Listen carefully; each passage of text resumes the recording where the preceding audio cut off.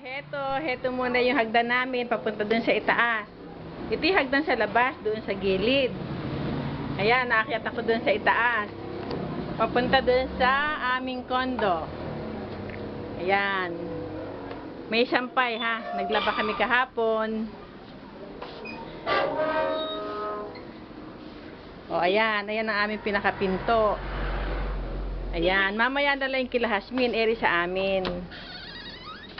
Ito yung pinanggalingan ni Dongdong.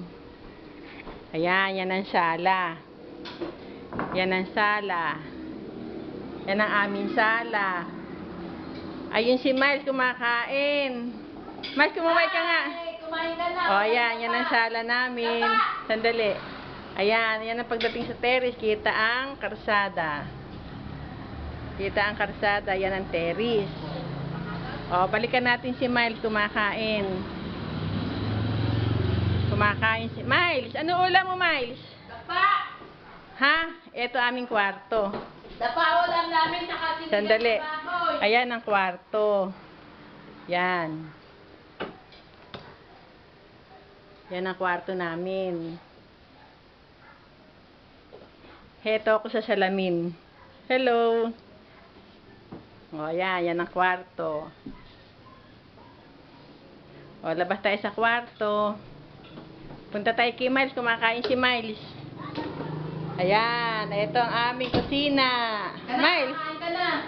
O, ulam namin, oh. Oo, dapa. Oh. Kilala mo ba yung dapa? Sarsyadong. Bitbit. Sa Gusto bitbit. mo, sinigang na baboy. Oh, sinigang Sarap na naman. baboy. Mas nagugutom na ako. O, ayan. Ayan ang rep, kitchen, ay banggera, ayan ang CR. O, sige, mamaya na lang namin tutuloy. Pakikita ko yung bahay ni Linda tsaka ni Hasmin. Marami kasing sampay. Saka mamaya na lang pagdating ni Hasmin para may kuha siya. O, stop muna. Kakain muna kami ng lunch. Oo. Lunch to lunch. Mamaya na ulit yung bahay nila Linda Kain pagdating na. ni Josh. Ayun na, James. Kain na. Okay.